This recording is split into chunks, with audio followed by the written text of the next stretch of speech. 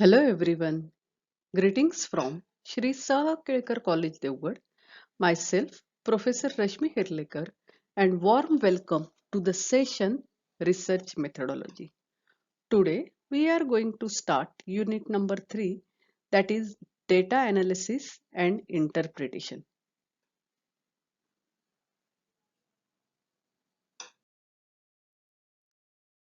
Learning objective of this lecture. In previous lecture, we have discussed about meaning of data and data processing. In today's lecture, we will discuss only about features of data processing. Here, we will discuss about features of data processing. The first feature of data processing is collection of data. This is first and crucial stage in data processing. The quality of data will heavily impact output.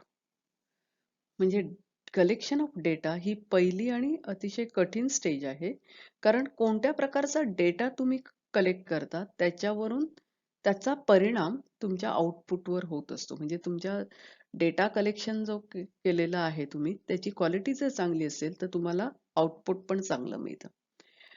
Data to be process should be accurate to ensure that subsequent decision based on findings are valid. म्हणजे हा जो data आपण collect करत आहोत तो accurate असायला हवा, ज्याच्यावरून जो डिसिजन आपण घेणार आहोत किंवा फाइंडिंग्स शोधणार आहोत, it should be valid. Data is collected from both sources, namely primary and secondary source.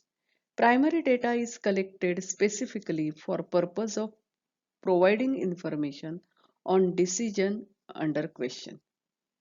बघा, डेटा हा जो कलेक्ट करतो तो आपण दोन सोर्स म्हणजे दोन माध्यमातून कलेक्ट करतो. एक आहे प्रायमरी सोर्स आणि दुसरा सेकंडरी सोर्स. आता प्रायमरी डेटा हा specifically for the purpose of providing information on decision under questions. म्हणजे आपण जो प्रश्न निवडलेला आहे त्या प्रश्नाचं उत्तर शोधण्यासाठी आवश्यक असलेली माहिती आपण जी गोळा करतो, म्हणजे त्याच हेतूने ती माहिती गोळा केली जाते. म्हणजे प्रायमरी डेटा जो कलेक्ट करतो, तर जो आपला रिसर्चचा प्रॉब्लेम आहे तो प्रॉब्लेम त्याचं सोल्युशन शोधण्यासाठी म्हणूनच ही माहिती गोळा केली जाते. Secondary data is not collected specifically for providing information on decision under question. पण सेकंडरी डेटाचं तसं नसतं. सेकंडरी डेटा हा काही तुम्ही जो तुमचा रिसर्च प्रॉब्लेम आहे तो सॉल्व्ह करण्यासाठी म्हणून ती माहिती गोळा केलेली नसते, तर कोणीतरी अगोदर माहिती गोळा केलेली असते, ती आपण वापरत असतो. म्हणून त्याला आपण सेकंडरी डेटा असं म्हणतात, कारण secondary data for that purpose only माहिती गोळा केलेली नसते. Primary data is collected face to face on the basis of personal interview. Primary data हा आपण पर्सनल इंटरव्ह्यूच्या माध्यमातून गोळा करतो. Secondary data is collected through census, sample survey or administrative byproduct. Data collection is byproduct of organization's day-to-day operation. हा secondary data रिसर्चसाठीच गोळा केलेला नसतो, तर हा डेटा तुम्हाला सेन्सस मधनं मिळतो किंवा हा डेटा तुम्हाला एखाद्या सॅम्पल सर्वे मधनं मिळतो. आता it is administrative by product असं इथे म्हटलेलं आहे. सेकंडरी डेटाला ऍडमिनिस्ट्रेटिव्ह बाय प्रोडक्ट म्हटलंय, कारण हा डेटा ऑर्गनायझेशनच्या डे टू डे ऑपरेशन मधनं कलेक्ट केला जातो. सपोज तुम्ही खत देणं या विषयावर समजा काहीतरी रिसर्च करताय, तर मग तुम्ही एखाद्या गावात जाल, ग्रामपंचायतीतनं माहिती गोळा कराल की या गावात कोणत्या कोणत्या प्रकारची खतं वापरली जातात, किंवा कृषी विभागात जाल आणि तालुक्यात कोणत्या प्रकारची खतं वापरली जातात. आता कृषी विभागात तुम्हाला तालुक्यात कोणत्या प्रकारची खतं वापरली जातात याची माहिती मिळेल, पण ही माहिती तुमच्या प्रॉब्लेमसाठी सिलेक्ट केलेली आहे का? नाही. त्यांच्या डे टू डे ऑपरेशन मध्ये त्यांनी गोळा केलेली जी माहिती आहे ती तुम्ही वापरता. त्याला सेकंडरी डेटा असं म्हणतात. आणि प्रायमरी डेटा म्हणजे आपल्या रिसर्च प्रॉब्लेमसाठीच माहिती गोळा केलेली असते, त्याला आपण प्रायमरी डेटा असं म्हणतो. Second feature, preparation of data. Preparation is the manipulation of data. आता data preparation म्हणजे काय? Manipulation of data for further analysis and processing. म्हणजे पुढे प्रक्रिया करण्यासाठी, analysis करण्यासाठी जो data manipulate केला जातो, त्याला आपण preparation असं म्हणतो. Preparation is about constructing a data set from one or more data sources to be used for further exploration and processing. आता प्रिपरेशन म्हणजे काय? तर डेटा सेट तयार करणं कशासाठी? For more data sources to be use for further exploration and processing. म्हणजे पुढे आणखी काही माहिती गोळा करण्यासाठी, आणखी प्रक्रिया करण्यासाठी डेटाचं प्रिपरेशन केलं जातं. Analyzing data has not been carefully screened for problem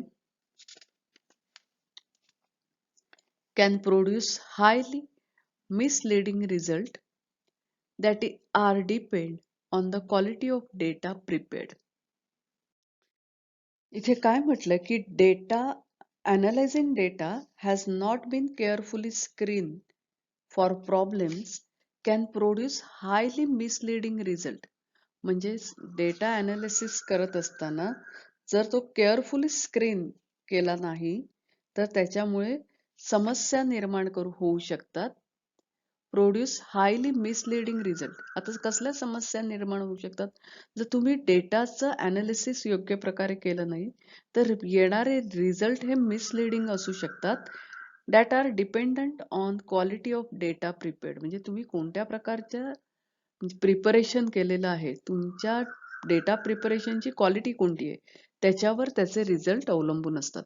Much of the data management is essentially about extracting useful information. आता डेटा मॅनेजमेंट का आवश्यक आहे? For extracting useful information. Useful information त्यातून काढण्यासाठी in order to do this data must go through data mining process to become meaningful. म्हणजे हे करण्यासाठी data mining प्रोसेसच्या मधून जायला लागतं जेणेकरून तुम्हाला डेटामधून युजफुल इन्फॉर्मेशन मिळू शकते. Third feature, input of data. At the stage of input of data verified data is coded. म्हणजे इनपुटच्या स्टेजला व्हेरीफाईड डेटाचं कोडिंग केलं जातं. It is converted into machine readable form to enable the processing through the computer. म्हणजे हा जो गोळा केलेला डेटा आहे तो मशीन रिडेबल फॉर्म मध्ये केलं जातं, त्यालाच आपण कोडिंग असं म्हणतो. To enable processing through computer, जेणेकरून कॉम्प्युटरच्या माध्यमातून प्रोसेसिंग त्याचं व्हावं. Data entry is done through use of keyboard, digitiser, scanners.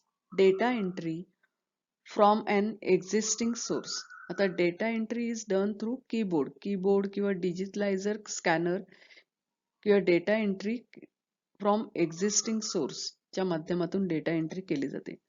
This exercise is time consuming. म्हणजे हे जे डेटा एंट्री करणं वगैरे हे वेळखाऊ प्रक्रिया आहे. It needs to be done with accuracy and speed. Data entry ही करेक्टली आणि स्पीडने करावी लागते. In order to make data understandable, it is necessary to break down complex data into simple, meaningful data. आता डेटा अनालिसिस करत असताना data understandable होण्यासाठी complex डेटाचं breakdown म्हणजे छोट्या छोट्या तुकड्यांमध्ये सिंपल मिनिंगफुल डेटामध्ये कन्व्हर्जन करावं लागतं. Some companies with strong financial position outsource this work. म्हणजे ज्या कंपन्यांची फायनान्शियल पोझिशन चांगली असते ते दे आउटसोर्स दिस वर्क. याचा अर्थ काय? बाहेरून हे काम करून घेतात, डेटा एंट्रीचे काम बाहेरून करून घेतात. Fourth process, processing of data. While processing data, it is put to various means and methods of manipulation through the computer program. म्हणजे डेटा प्रोसेसिंग करत असताना डेटा वेगवेगळ्या मीन्स आणि मेथड च्या माध्यमातून कॉम्प्युटर प्रोग्राममध्ये ठेवल्या जातात. It contains program code and its current activity. यामध्ये प्रोग्राम कोड असतात. Depending on operating system instructions are executed simultaneously. म्हणजे ऑपरेटिंग सिस्टम कशा प्रकारची आहे त्याच्यावरून instructions are executed simultaneously, while computer program is a passive collection of instruction. A process is actual execution of those instruction. म्हणजे काय इथे म्हटलंय की कॉम्प्युटर प्रोग्राम हे काय आहे, पॅसिव्ह कलेक्शन ऑफ इन्स्ट्रक्शन. म्हणजे त्या कॉम्प्युटर प्रोग्रामला इन्स्ट्रक्शन्स ऑलरेडी दिलेल्या असतात, पण process is a actual execution of those instruction. म्हणजे तुम्ही ज्या वेळेला त्यामध्ये डेटा टाकता आणि प्रोसेस करता त्यावेळेला ज्या सूचना दिलेल्या आहेत कॉम्प्युटरला त्याचं ऍक्च्युअल एक्झिक्युशन होतं, म्हणजे ऍक्च्युअल वर्कआउट होतात त्या. Ready software programs are available for processing huge volume of data with shortest period of time. म्हणजे रेडी सॉफ्टवेअर प्रोग्राम उपलब्ध आहेत कशासाठी, for processing huge volume of data. मोठ्या प्रमाणावर जो डेटा उपलब्ध असतो तर त्या डेटाचं प्रोसेसिंग करण्यासाठी रेडी सॉफ्टवेअर बाजारात उपलब्ध आहेत. Fifth feature of data processing is output and interpretation of data. Now data process information is transmitted to the users. म्हणजे डेटाचं प्रोसेसिंग झाल्यानंतर ही जी माहिती आहे ती युजरला ट्रान्समिट केली जाते, म्हणजे युजरकडे पाठवली जाते. Output is presented to the user into various formats such as printed report, audio, video, emails and so on. हे डेटा प्रोसेसिंग झाल्यानंतर जे आउटपुट आहे ते कशा प्रकारे प्रेझेंट केलं जातं, is presented to the user in फॉर्मॅटमध्ये किंवा प्रिंटेड रिपोर्ट्स, ऑडिओ व्हिडिओ किंवा ईमेलच्या स्वरूपात युजरकडे पाठवलं जातं. It is necessary to interpret output to help the company to make better decision. नुसतं प्रोसेसिंग करून उपयोग नाही, तर त्या प्रोसेसिंगचं इंटरप्रिटेशन करावं लागतं जेणेकरून company can make better decision. Output must be interpreted element by element. म्हणजे आउटपुटचं इंटरप्रिटेशन जे केलेलं ते प्रत्येक एलिमेंटचं इंटरप्रिटेशन करावं लागतं. Researchers interpretation of output is highly relied upon the company. म्हणजे रिसर्चरचं जे इंटरप्रिटेशन आहे आउटपुटचं हे जास्त करून कशावर अवलंबून असतं, कंपनीवर अवलंबून असतं. याचा अर्थ असा की कंपनी ही जास्त करून रिसर्चरने जे आउटपुटचं इंटरप्रिटेशन केलेलं आहे त्याच्यावर अवलंबून असते company. Last feature of data processing is storage of data. In the data processing cycle, storage is last stage. Storage keeps information and instructions for future use. आता स्टोरेज म्हणजे साठवून ठेवणं. ही माहिती का, तर फ्युचर यूज साठी साठवून ठेवली जाते. Storage allow quick access and retrieve of the process information, allowing to be passed on to the next stage directly when needed. आता स्टोरेज मुळे काय होतं की उपलब्ध माहिती जी आहे ती नेक्स्ट स्टेजच्या वेळेला पास केली जाते. जेव्हा गरज असेल त्यावेळेला ती पुन्हा उपलब्ध होते.